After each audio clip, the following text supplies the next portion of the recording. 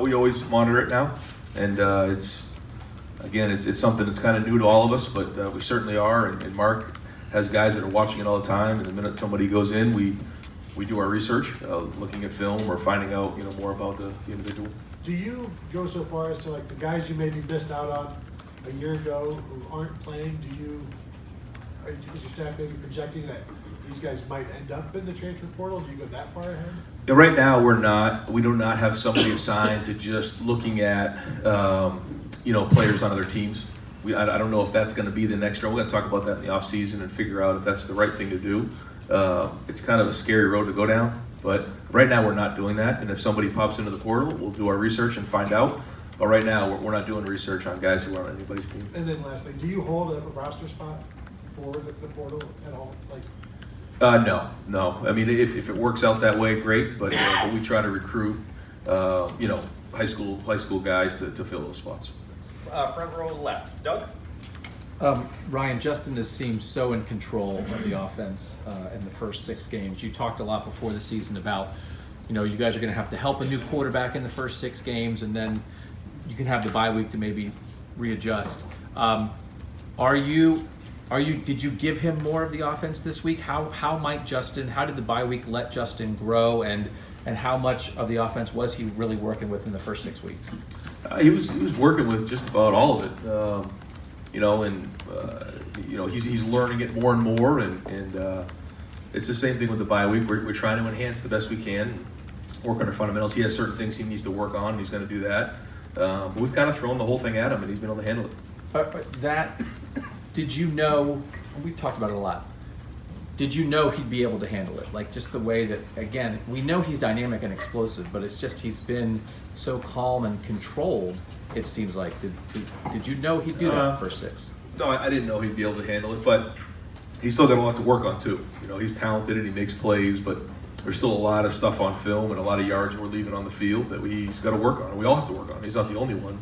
Everybody on the whole team has things they need to improve on. And so certainly he's off to a good start, but there's just a lot of things that we need to clean up. And then just overall, the quarterback room, could you just reset again, and I'm sorry to ask this, but like in recruiting, what your ideal quarterback room looks like as you stack guys, and as we all know the transfer portal and all this, and you guys have gone through it, is your view of the ideal quarterback room changing, or is there no such thing as an ideal quarterback room anymore? Because it's like, man, everyone's kind of going to be winging it because we're just expecting quarterbacks to move in and out. Yeah, a little bit of both. I think the ideal quarterback room is 4 quarterbacks and young guys that you're developing who want to get on the field and understand how much they love Ohio State, the program, and want to be here forever and work through it. And even if they're not the starter, they still want to be here and love their teammates and all those things.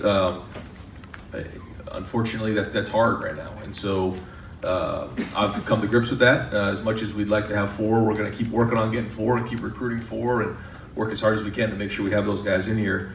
But also knowing that in today's day and age, especially the way that we develop quarterbacks here, a lot of guys are going to feel like they can go somewhere else and play, and I get that. But when we recruit guys, we tell them you're going to be recruited here.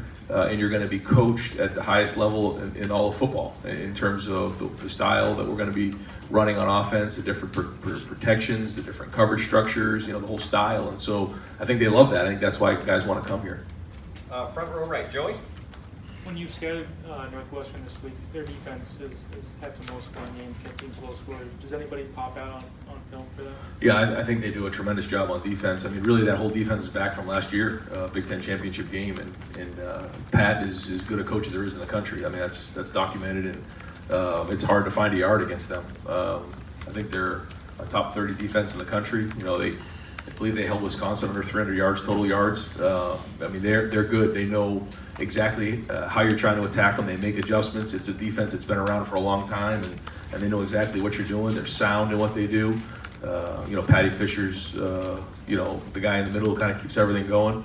And across the board, I mean, there's guys who played a lot of football in that group. But it goes back to Pat. I mean, he's one of the more thorough coaches. He obviously played there and understands what he wants to get done, and they play that way. I mean, they're sound, and they don't give you anything. Right next door, Bill.